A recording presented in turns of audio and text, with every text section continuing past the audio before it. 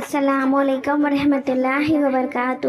آج کی ہماری ویڈیو کا عنوان قرآن کا پیغام پارہ نمبر 8 کو لے کر ہوگی، جس کو ہم اردو ترجمے سے بآسانی سمجھیں گے۔ آپ کو ہماری ویڈیو پسند آئے تو ویڈیو کو لائک اور ہمارے چینل کو سبسکرائب کر لیں۔ سورہ انعام آیت 112، شیاطین سے ہوشیار رہو۔ اللہ تعالیٰ کی حکمت کا تقاضا یہ ہے کہ پہلے ہی دن سے خیر و شر اور ہدایت و گمراہی کی کشمکش جاری رہی اور ہر پیغمبر کے مقابل شیطانی طاقتیں کام کرتی رہی ہیں، تاکہ ہر انسان کا امتحان مقصد کے تحت شیطان جن اور شیطان صفت انسان ایک دوسرے کی مدد کرتے رہتے ہیں۔ اس لیے اللہ سبحانہ تعالیٰ نے انبیاء اور ان کے متبعین کو ہدایت دی کہ تم ان کی دھوکہ بازی، چکنی چپڑی باتوں سے پریشان نہ ہو۔ ان کے مکر و فریب کا معاملہ اللہ کے حوالے کر دیجیے اور پوری توجہ کے ساتھ توحید کی دعوت اور کار نبوت میں لگے رہیے۔ سورہ انعام آیت 115، قرآن کے احکام اٹل ہے۔ بے شک قرآن کریم اللہ تعالیٰ نے نازل فرمایا ہے کہ تمام چیزیں سچی اور سارے احکام عدل و انصاف پر مبنی ہے۔ کوئی بھی انسان قیامت تک اس کے احکام کو بدل نہیں سکتا۔ اسی محفوظ کتاب اور مکمل قانون کی موجودگی میں کسی مسلمان کو وسوسے یا مغالطے کا شکار نہیں ہونا۔ یقیناً قرآن کریم ہمارا دستور زندگی ہے۔ اس کو نازل کرنے والا رب ہماری ہر بات کو سنتا اور دلوں کے بھیدوں کو جانتا ہے۔ سورہ انعام آیت 125، ہدایت اللہ کے اختیار میں ہے۔ اللہ سبحانہ تعالیٰ نے بندے کے دل میں ہدایت و ضلالت اختیار کرنے کی صلاحیت رکھی ہے، تاکہ وہ اپنے ارادے اور اختیار سے ہدایت قبول کر کے کامیاب ہو جائے اور گمراہی اختیار کر کے ناکام ہو جائے۔ پھر جس شخص کے مقدر میں ہدایت ہوتی ہے، اس کا دل اسلام کے لیے کھول دیا جاتا ہے، پھر وہ پورے اخلاص کے ساتھ اسلام قبول کر لیتا ہے، اور جس کے مقدر میں گمراہی ہوتی ہے، اس کو اسلام قبول کرنا ایسا دشوار معلوم ہوتا ہے گویا وہ بڑی تنگی اور زبردستی کے ساتھ کوئی کام کر رہا ہو، پھر وہ کفر و نافرمانی کی سبب اللہ سبحانہ تعالیٰ کے عذاب کا مستحق ہو جاتا ہے۔ سورہ انعام آیت 130، انسان و جنات سے سوال۔ قیامت کے دن اللہ تعالیٰ سوال کرے گا، اے جن و انس، کیا دنیا میں تمہارے پاس تمہیں میں سے ہمارے رسول نہیں آئے تھے اور انہوں نے تمہیں ہماری آیتیں نہیں سنائی تھی اور تمہیں آج کے دن سے نہیں ڈرایا تھا؟ جواب دیں گے کہ ہاں، آج ہماری آنکھیں کھل گئی ہے۔ ہم نے دنیا میں رسولوں کا کہنا نہ مانا کر بڑا دھوکہ کھایا اور آج اللہ کے عذاب میں گرفتار ہوئے۔ لوگوں کو چاہیے کہ وہ دنیا کی زندگی سے دھوکہ نہ کھائے اور خرافات میں پھنس کر اپنی آخرت کو برباد نہ کرے۔ سورہ انعام آیت 145، حرام چیزوں کا بیان۔ اللہ سبحانہ تعالیٰ نے حکمت اور بندوں کے دینی اور دنیاوی فوائد کے لیے کچھ چیزیں حلال اور کچھ چیزیں حرام کی۔ اللہ تعالیٰ نے کسی انسان کو یہ اختیار نہیں دیا کہ حلال چیزوں کو حرام چیزوں کو حلال کرے، چنانچہ اس آیت میں 4 چیزوں کو حرام کیا گیا ہے۔ نمبر 1، مردار جانور۔ نمبر 2، بہتا ہوا خون۔ نمبر 3، خنزیر کا گوشت۔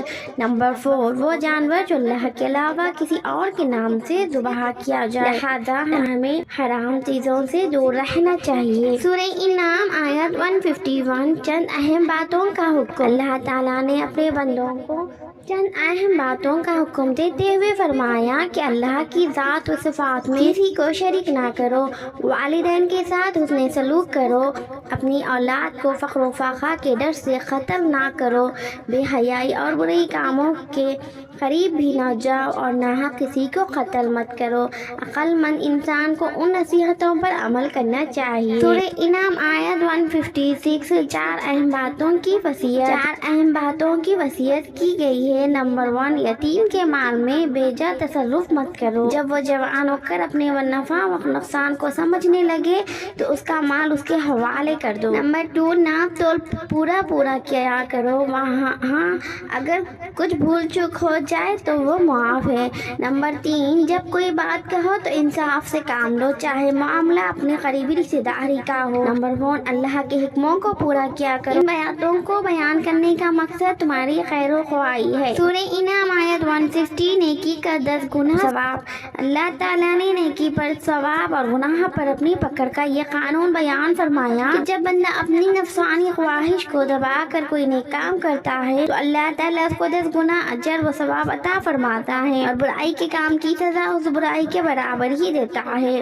بے شک اللہ تعالیٰ اپنے بندوں کے ساتھ لطف و کرم اور احسان کا معاملہ فرماتا آتا ہے، اس لیے ہمیں اس کے لطف و کرم سے خوب فائدہ اٹھانا چاہیے اور زیادہ سے زیادہ نیکیاں کر کے خوب اجر و ثواب حاصل کرنا چاہیے۔ داعی کے لیے ایک اہم ہدایت سورہ اعراف آیت 20۔ داعی کو ہدایت دی گئی کہ تم اللہ کا پیغام لوگوں تک پہنچاتے رہو۔ تبلیغ دین کے بارے میں کسی کو غلط طور و طریق سے تنگ دل نہ ہو اور نہ ماننے کی صورت میں ہرگز پریشان نہ ہو، کیونکہ آپ کا کام لوگوں تک اللہ کا پیغام پہنچا دینا ہے، ان کے قبول کرنے یا کرنے کی ذمہ داری آپ پر نہیں ہے۔ لہٰذا آپ کا یہ پیغام مومنوں کے لیے دنیا میں نصیحت اور آخرت میں جنت کی بشارت ہے۔ سورہ اعراف آیت 16-18۔ شیطان کا لوگوں کو گمراہ کرنا۔ جب شیطان سجدہ نہ کرنے کی وجہ سے گمراہ ہو گیا تو قیامت کے دن تک اللہ سے مہلت ملنے پر کہنے لگا کہ میں تیرے بندوں کو چاروں طرف سے گمراہ کرنے کی کوشش کروں گا، اس کے نتیجے میں اکثر لوگ شکر گزار نہیں رہیں گے۔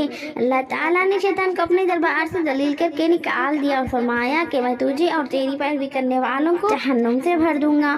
ہمیں ہر وقت شیطان کے مکر و فریب سے ہوشیار رہنا چاہیے اور جنتی اعمال میں لگے رہنا چاہیے۔ سورہ اعراف آیت 31۔ عبادت کے لیے صاف ستھرا کپڑا پہننا۔ زمانہ جاہلیت میں لوگ ننگے طواف کرنے کو عبادت اور کپڑوں میں طواف کرنے کو گناہ سمجھتے ہیں، اور حج کے زمانے میں گوشت، چربی، گھی وغیرہ کے استعمال کو ناجائز سمجھتے ہیں۔ فرمایا گیا کہ ننگے طواف کرنا انسانیت اور اللہ کے گھر کی عظمت کے خلاف ہے۔ تم صاف ستھرا کپڑا اور پاکیزہ لباس پہن کر طواف اور اللہ کی عبادت کیا کرو، اور حج کے دوران اللہ کی دی ہوئی نعمتیں کھایا پیا کرو۔ البتہ اسراف و فضول خرچی سے بچتے رہا کرو، کیونکہ فضول خرچی اللہ کو پسند ہے۔ سورہ اعراف آیت 40۔ نافرمانوں کا انجام۔ اللہ تعالیٰ فرماتا ہے کہ جو لوگ ہمارے احکام سے انکار کرتے ہیں اور تکبر کی وجہ سے ایمان قبول نہیں کرتے تو مرنے کے بعد ان کے لیے آسمان کے دروازے نہیں کھولے جائیں گے، اور ان کے لیے جنت میں داخل ہونا اتنا دشوار ہوگا جتنا کہ سوئی کے سوراخ میں اونٹ کا داخل ہونا مشکل ہے۔ غرض یہ کہ آدمی کفر و شرک کے سبب جنت اور اس کی نعمتوں سے محروم ہو جاتا ہے۔ اللہ تعالیٰ کفر و شرک سے ہم سب کی حفاظت فرمائے، آمین۔ سورہ اعراف آیت 50۔ جہنمیوں کا جنتیوں سے سوال۔ جب جنتی لوگ جنت میں داخل ہو کر اللہ کی نعمتوں میں مگن ہوں گے اور جہنمی جہنم میں داخل ہو کر رنج و غم اور عذاب میں مبتلا ہوں گے تو جہنمی جنتیوں کو پکار کر کہیں گے کہ خدا کے لیے ہم پر تھوڑا سا پانی ہی ڈال دو، یا اللہ تعالیٰ نے جنت کی جو نعمتیں عطا کر رکھی ان میں سے کچھ بھی ہمیں عطا کر دو۔ اس کے جواب میں جنتی کہیں گے کہ اللہ تعالیٰ نے جنت کی دونوں نعمتیں کافروں پر حرام کر رکھی ہیں، اس لیے ہم تمہاری خواہش پوری نہیں کر سکتے۔ سورہ اعراف آیت 54۔ نظام عالم اللہ کے حکم و ارادے سے چل رہا ہے۔ بے شک اللہ تعالیٰ نے اپنی قدرت سے زمین و آسمان اور ان کے درمیان کی تمام چیزوں کو 6 دن میں پیدا فرمایا اور کائنات کی تمام چیزوں پر اپنے احکام جاری کر دیے، اور دن رات، چاند، سورج اور ستاروں کو اپنی ڈیوٹی پر لگا دیا، اور سب نے اس کی اطاعت اور حکم کو قبول کر لیا۔ چنانچہ پورا نظام عالم اسی کے حکم اور ارادے سے چل رہا ہے، وہی سارے جہاں کا رب۔ سورہ اعراف آیت 155۔ دعا کی قبولیت کے آداب۔ دعا بڑی اہم عبادت ہے۔ اللہ تعالیٰ دعا مانگنے والے سے خوش اور نہ مانگنے والے سے ناراض ہوتے ہیں۔ اگر آداب و شرائط کا خیال کر کے دعا مانگی جائے تو اللہ کی یہاں قبول ہوتی ہے۔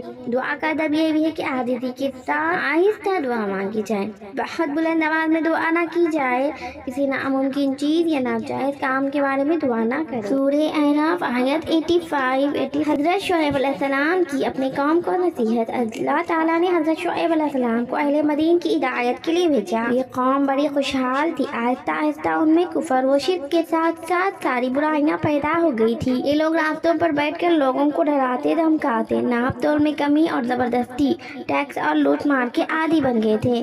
حضرت شعیب علیہ السلام نے تقریر کے ذریعے اپنی قوم کو برائیوں سے روکنے کی کوشش فرمائی، مگر قوم نے ان کی نصیحتوں کو قبول نہیں کیا، جس کے نتیجے میں سخت آواز اور زلزلے کے ذریعے ہلاک کر دیے گئے۔ انشاءاللہ ہماری آئندہ ویڈیو پارے نمبر 7 کو لے کر ہوگی، جس کو ہم آسانی اردو ترجمے سے سمجھنے کی کوشش کریں گے۔ ویڈیو پسند آئے تو ویڈیو کو لائک کر کے ہمارے چینل کو سبسکرائب کر لیں۔ جزاک اللہ۔